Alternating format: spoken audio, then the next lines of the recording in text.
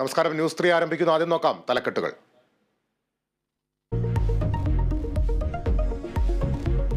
രാജ്യം പൊതുതെരഞ്ഞെടുപ്പിലേക്ക്. ലോക്സഭാ തെരഞ്ഞെടുപ്പ് തീയതി പ്രഖ്യാപനം ഉടൻ. 5 ഘട്ടങ്ങളിൽ വോട്ടെടുപ്പ് നടക്കുമെന്ന് സൂചന.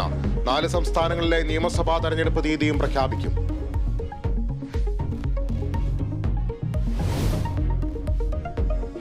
സംസ്ഥാനത്ത് റേഷൻ മസ്റ്ററിംഗ് നിർത്തിവെച്ചു. എല്ലാ കാർഡുകാർക്കും സാധാരണ രീതിയിൽ റേഷൻ വിതരണം ചെയ്യുമെന്ന് ഭക്ഷ്യവകുപ്പ്. മസ്റ്ററിംഗ് പുനരാരംഭിക്കുക. സാങ്കേതിക തകരാർ പൂർണ്ണമായി പരിഹരിച്ചതിന് ശേഷം.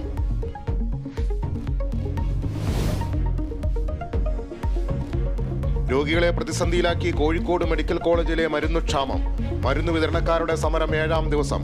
കുടിശ്ശിക തീർക്കാതെ മരുന്ന് വിതരണമില്ലെന്ന് കമ്പനികൾ. ദുരിതത്തിലായി ക്യാൻസർ, ഡയാലിസിസ് രോഗികൾ.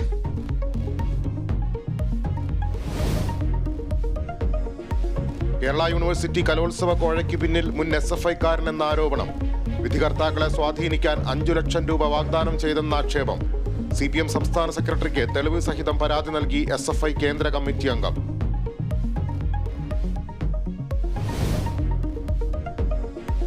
എരുമേലി പമ്പ റൂട്ടിൽ KSRTC ഡ്രൈവറുടെ അലക്ഷ്യമായ ഡ്രൈവിംഗ്. ബസ് ഓടിച്ചത് മൊബൈൽ ഉപയോഗിച്ചും അപകടകരമായ രീതിയിലും.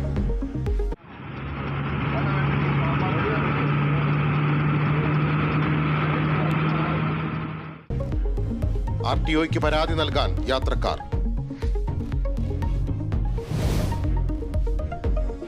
ഗാസ മുനമ്പിലേക്ക് ആദ്യമായി കപ്പൽ മാർഗം സഹായമെത്തിച്ച് US സന്നദ്ധ സംഘടന.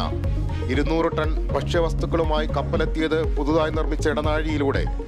ഭക്ഷണ വിതരണം ചെയ്യുന്നതിൽ വ്യക്തതയില്ല.